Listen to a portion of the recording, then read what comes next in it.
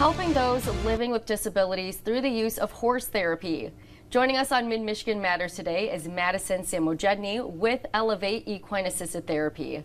Madison, can you share more about this nonprofit organization's mission? Hi, Taylor. Yes, Elevate Equine Assisted Therapy was developed in 2020, and it started out as being an outlet for people with disabilities during COVID because we saw a lot of kids regressing from all these gains that they were making: social, cognitive, emotional, physical. So we started the program. It started with one rescued horse, Cupid, and 5 students. So since then, we've grown quite a bit, and we serve now people with a variety of disabilities within the community, such as autism, traumatic brain injury, PTSD, ADHD, anxiety disorders, depression. We kind of get the whole board. You do it all across the board, like you mentioned, and for 5 years you've been doing this.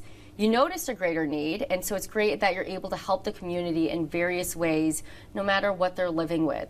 Can you explain how the use of horses is really helping them and how the different activities you're doing with them benefits them in the long run? Absolutely. So horses are an amazing and powerful animal. You're looking at 800 to 1,200 pounds of just pure sheer will. They're big, they have their own ideas. But they're also very in touch with people's emotions. They can sense your heartbeat from 10 feet away.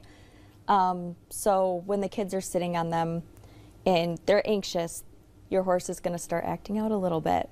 Not naughty, but just maybe a little faster.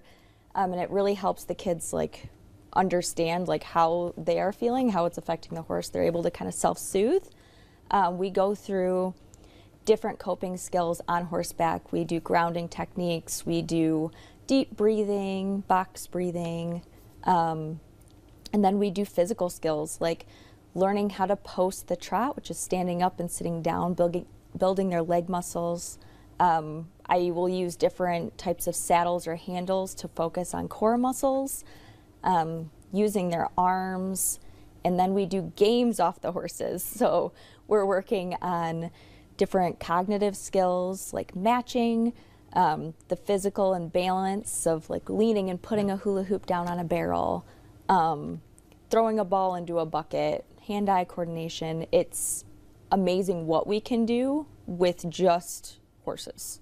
Like you said, they can sense how another human is feeling from even 10, 15 feet away, and especially when the child, the adult, is on the horse, they can really get that sense and almost show what that person is feeling on the inside. What is the goal moving forward? You're 5 years in. What's it look like 5 years down the road, and how can the community help? So we have come leaps and bounds. We were functioning out of boarding facilities, which was wonderful, and we were so thankful, but there's only so much you can do when you're sharing a space.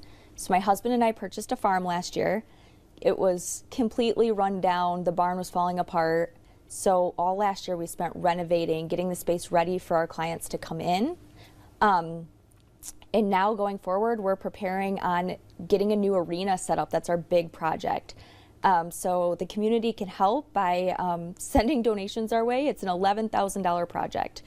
But it would make it safer and our facility run more effectively.